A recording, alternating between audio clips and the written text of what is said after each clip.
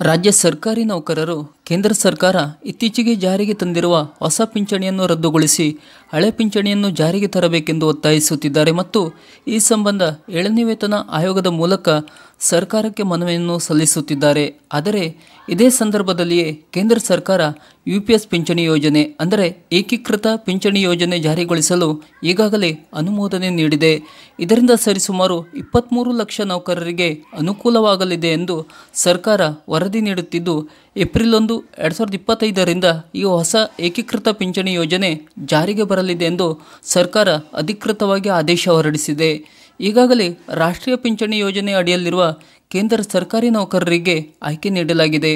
ಈ ನೌಕರರು ಹೊಸ ಏಕೀಕೃತ ಪಿಂಚಣಿ ಯೋಜನೆ ಅಥವಾ ಈಗಾಗಲೇ ಜಾರಿಯಲ್ಲಿದ್ದ ಹಳೆಯ ರಾಷ್ಟ್ರೀಯ ಪಿಂಚಣಿ ಯೋಜನೆ ಆಯ್ಕೆ ಮಾಡಿಕೊಳ್ಳಲು ಅವಕಾಶ ನೀಡಲಾಗಿದೆ. ಆದರೆ ರಾಜ್ಯ ಸರ್ಕಾರಿ ನೌಕರರನ್ನು ಹೊಸ ಪಿಂಚಣಿ ಯೋಜನೆಗೆ ಒಳಪಡಿಸಿದ್ದು, ನೌಕರರು ಹಳೆ ಪಿಂಚಣಿ ಯೋಜನೆಗೆ ಪಟ್ಟು ಹಿಡಿದಿದ್ದಾರೆ. ಈ ಬಗ್ಗೆ ನೌಕರರ ಪರ 7ನೇ ವೇತನ ಆಯೋಗ ಸರ್ಕಾರವನ್ನು ಒತ್ತಾಯಿಸಿದ್ದು, ಸರ್ಕಾರ ಕೂಡ ಈ ಬಗ್ಗೆ ಪ್ರತಿಕ್ರಿಯಿಸಿದೆ ಮತ್ತು ಸರ್ಕಾರ OPS ಮರು ಜಾರಿಗೊಳಿಸಿರುವ ರಾಜ್ಯಗಳಲ್ಲಿ ಅದನ್ನು ಹೇಗೆ ಜಾರಿಗೊಳಿಸಲಾಗಿದೆ ಎಂದು ಪರಿಶೀಲಿಸಿ ವರದಿ ನೀಡಲು ಸರ್ಕಾರದ ಮಟ್ಟದಲ್ಲಿ ಸಮಿತಿಯನ್ನು ರಚಿಸಿದೆ.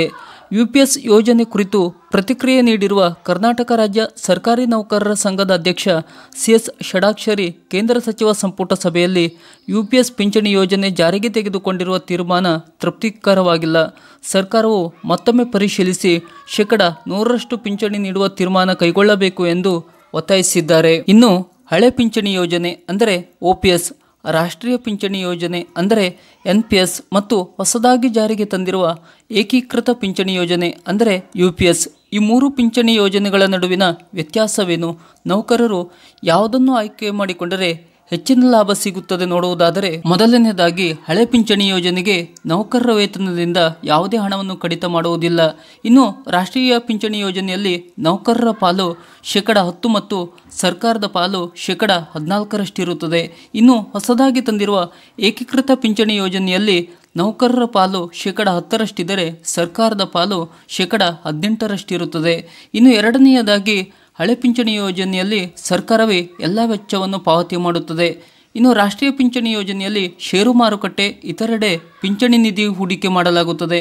ಇನ್ನು ಹೊಸದಾಗಿ ತಂದಿರುವ ಏಕೀಕೃತ ಪಿಂಚಣಿ ಯೋಜನೆಯಲ್ಲಿ ಕಡೆಯ ವೇತನದ 50% ಪಿಂಚಣಿ ಖಾತ್ರಿಯಾಗಿ ನೀಡಲಾಗುತ್ತದೆ. ಇನ್ನು ಮೂರನೆಯದಾಗಿ ಹಳೆ ಪಿಂಚಣಿ ಯೋಜನೆಯಲ್ಲಿ ಕಡೆಯ ವೇತನದ 50% ಪಿಂಚಣಿ ಖಚಿತ ಎಂದು ನೀಡಲಾಗುತ್ತದೆ. ಇನ್ನು ರಾಷ್ಟ್ರೀಯ ಪಿಂಚಣಿ ಯೋಜನೆಯಲ್ಲಿ ಎಲ್ಲಿ ಎಷ್ಟು ಹೂಡಿಕೆ ಎಂಬುದರ ಮೇಲೆ ಪಿಂಚಣಿ ಹಣ ನೀಡಲಾಗುತ್ತದೆ. ಇನ್ನು ಹೊಸದಾಗಿ ತಂದಿರುವ ಏಕೀಕೃತ ಪಿಂಚಣಿ ಯೋಜನೆಯಲ್ಲಿ ಉದ್ಯೋಗಿ ನಿಧನವಾದರೆ ಕುಟುಂಬಕ್ಕೆ 60% ಪಿಂಚಣಿ ಲೆಕ್ಕದಲ್ಲಿ ನೀಡಲಾಗುತ್ತದೆ. ಇನ್ನು ಹಳೆ ಪಿಂಚಣಿ ಯೋಜನೆಯಲ್ಲಿ ಈ ಪಿಂಚಣಿ ಹಣಕ್ಕೆ ಯಾವುದೇ ತೆರಿಗೆ ಇರುವುದಿಲ್ಲ. ಇನ್ನು ರಾಷ್ಟ್ರೀಯ ಪಿಂಚಣಿ ಯೋಜನೆಯಲ್ಲಿ ಪಿಂಚಣಿ ಹೆಚ್ಚಾಗಬಹುದು ಅಥವಾ ಕಡಿಮೆಯೂ ಆಗಬಹುದು. ಇನ್ನು ಹೊಸದಾಗಿ ತಂದಿರುವ ಏಕೀಕೃತ ಪಿಂಚಣಿ ಯೋಜನೆಯಲ್ಲಿ 2024ರ ಏಪ್ರಿಲ್ 1ರಿಂದಲೇ ಪೂರ್ವಾನ್ವಯವಾಗುವಂತೆ ಇದನ್ನು ಜಾರಿಗೊಳಿಸಲಾಗಿದೆ. ಇನ್ನು ಹಳೆ ಪಿಂಚಣಿ ಯೋಜನೆಯಲ್ಲಿ ಈ ಯೋಜನೆ ಸರ್ಕಾರಿ ನೌಕರರಿಗೆ ಮಾತ್ರ ದೊರೆಯುತ್ತದೆ. ರಾಷ್ಟ್ರೀಯ ಪಿಂಚಣಿ ಯೋಜನೆ ಸರ್ಕಾರದ ಜೊತೆ ಖಾಸಗಿ ನೌಕರರಿಗೂ ಅವಕಾಶವಿದೆ. ಇನ್ನು ಹೊಸದಾಗಿ ತಂದಿರುವ ಏಕೀಕೃತ ಪಿಂಚಣಿ ಯೋಜನೆಯಲ್ಲಿ ಕೇಂದ್ರ ನೌಕರರಿಗೆ ಜಾರಿ ರಾಜ್ಯಗಳಲ್ಲೂ ಲಭ್ಯವಿದೆ. ಇದು ಈ 3 ಪಿಂಚಣಿ ಯೋಜನೆ ನಡುವಿನ ವ್ಯತ್ಯಾಸ. ಸರ್ಕಾರದ ಈ ಥರದ ಇನ್ನಷ್ಟು ಮಾಹಿತಿಗಳಿಗಾಗಿ ನಮ್ಮ ಚಾನಲನ್ನು ಸಬ್ಸ್ಕ್ರೈಬ್ ಮಾಡಿ ನಮ್ಮನ್ನು ಬೆಂಬಲಿಸಿ. ನಮಸ್ಕಾರ.